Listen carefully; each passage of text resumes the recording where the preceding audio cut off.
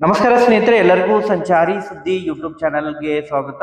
ಈ ಒಂದು ವಿಡಿಯೋದಲ್ಲಿ ಇಪಿಎಫ್ಒ ಮೂಲಕ ಪಿಂಚಣಿ ಹಣವನ್ನ ಪಡಿತಾ ಇರುವಂತಹ ಪ್ರತಿಯೊಬ್ಬ ಪಿಂಚಣಿದಾರರಿಗೆ ಕೇಂದ್ರ ಸರ್ಕಾರದ ವತಿಯಿಂದ ಭರ್ಜರಿ ಗುಡ್ ನ್ಯೂಸ್ ಅಂತಲೇ ಹೇಳ್ಬೋದು ಸ್ನೇಹಿತರೆ. ಹೌದು ಸ್ನೇಹಿತರೆ, ಕಳೆದ ಸುಮಾರು 3-4 ವರ್ಷಗಳಿಂದನೂ ಕೂಡ ಇಪಿಎಫ್ಒ ಮೂಲಕ ಕನಿಷ್ಠ ಮಾಸಿಕ ಪಿಂಚಣಿ 7,500 ನೀಡಬೇಕು ಎಂಬುದರ ಬಗ್ಗೆ ಈ ಹಿಂದೆ ಸುಪ್ರೀಂ ಆದೇಶವನ್ನ ಹೊರಡಿಸಿದ್ರು ಕೂಡ ಕೇಂದ್ರ ಸರ್ಕಾರ ಇಪಿಎಫ್ಒ ವತಿಯಿಂದ ಅದನ್ನ ಜಾರಿಗೆ ಮಾಡದೇ ಇರುವಂತಹ ಕಾರಣಕ್ಕಾಗಿ ಅನೇಕ ಬಾರಿ ಇಪಿಎಫ್ಒ ಮೂಲಕ ಪಿಂಚಣಿಯನ್ನ ಪಡಿತಾ ಇರುವಂತಹ ಸರ್ಕಾರಿ ಮತ್ತು ಅರೆ ಸರ್ಕಾರಿ ನಿವೃತ್ತದಾರರು ಏನು ಪ್ರತಿಭಟನೆಗಳನ್ನ ಮಾಡ್ತಾ ಇದ್ರು. ಅದಕ್ಕೆ ಸಂಬಂಧಪಟ್ಟಂತೆ ಪಿಂಚಣಿದಾರರಿಗೆ ಈ ಬರುವಂತಹ ಬಜೆಟ್ ನಲ್ಲಿ ಭರ್ಜರಿ ಗುಡ್ ನ್ಯೂಸ್ ದೊರಕುವಂತಹ ಸಾಧ್ಯತೆಗಳಿದಾವೆ ಎಂಬುದರ ಬಗ್ಗೆ ಈಗಾಗಲೇ ಮೂಲಗಳಿಂದ ಮಾಹಿತಿಗಳು ಲಭ್ಯವಾಗ್ತಾ ಇದಾವೆ ಸ್ನೇಹಿತರೆ. ಹೌದು ಸ್ನೇಹಿತರೆ, ಕೇಂದ್ರ ಸರ್ಕಾರದ ಏನು 2026 ಮತ್ತು 27ನೇ ಸಾಲಿನ ಮೊದಲು ಬಜೆಟ್ ಏನು ಮಂಡನೆಯಾಗಲಿದ್ದು, ಇದೇ ಫೆಬ್ರವರಿ 1ನೇ ತಾರೀಕಿಗೆ ಬಜೆಟ್ ಏನು ಮಂಡನೆಯಾಗಲಿದ್ದು, ಈ ಒಂದು ಬಜೆಟ್ ನಲ್ಲಿ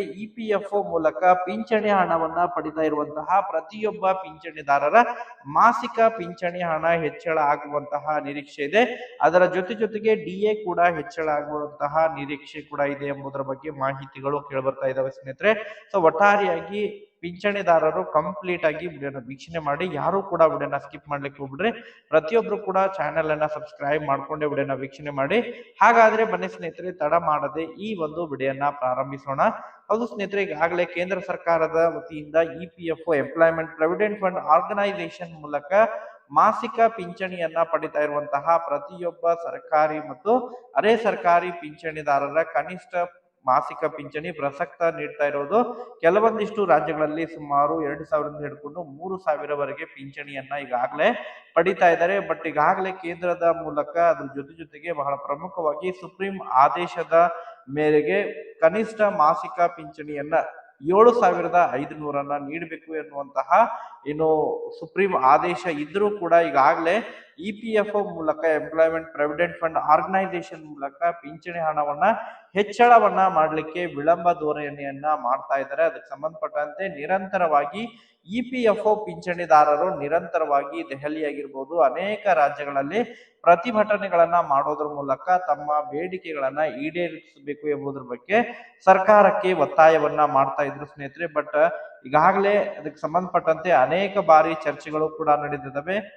ಹಣಕಾಸು ಇಲಾಖೆಯಿಂದ ಆಗಿರ್ಬೋದು, ಅದ್ರ ಜೊತೆಗೆ ಪ್ರಧಾನಮಂತ್ರಿ ನರೇಂದ್ರ ಮೋದಿ ಅವರ ನೇತೃತ್ವದಲ್ಲಿಯೂ ಕೂಡ ಅನೇಕ ಸಭೆಗಳು ಕೂಡ ನಡೆದಿದ್ದಾವೆ. ಒಟ್ಟಾರೆಯಾಗಿ ಈ ಬಾರಿ ಇಪಿಎಫ್ಒ ಪಿಂಚಣಿದಾರರ ಪಿಂಚಣಿ ಹಣ ಹೆಚ್ಚಳ ಆಗುವಂತಹ ನಿರೀಕ್ಷೆ ಇದೆ. ವಿಶೇಷವಾಗಿ ಪಿಂಚಣಿದಾರರಿಗೆ ಸಂಬಂಧಪಟ್ಟಂತಹ ಮಹತ್ವದ ಬದಲಾವಣೆಯನ್ನ ಮಾಡಲಿಕ್ಕೆ ಕೇಂದ್ರ ಸರ್ಕಾರ ಮುಂದಾಗಲಿದೆ ಎಂಬುದರ ಬಗ್ಗೆ ಈಗ ಆಂತರಿಕ ಮೂಲಗಳಿಂದ ಮಾಹಿತಿಗಳು ಲಭ್ಯವಾಗ್ತಾ ಇದ್ದಾವೆ.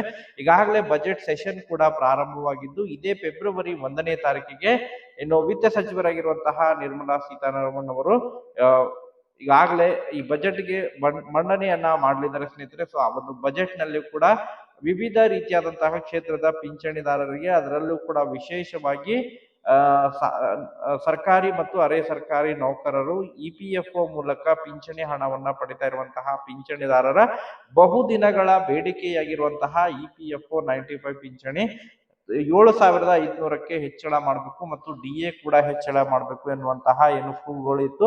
ಸೊ ಅದನ್ನ ಈಡೇರಿಸುವಂತಹ ಸಾಧ್ಯತೆಗಳಿದಾವೆ. 7,500 ಇಲ್ಲ ಅಂತ ಹೇಳಿದ್ರು.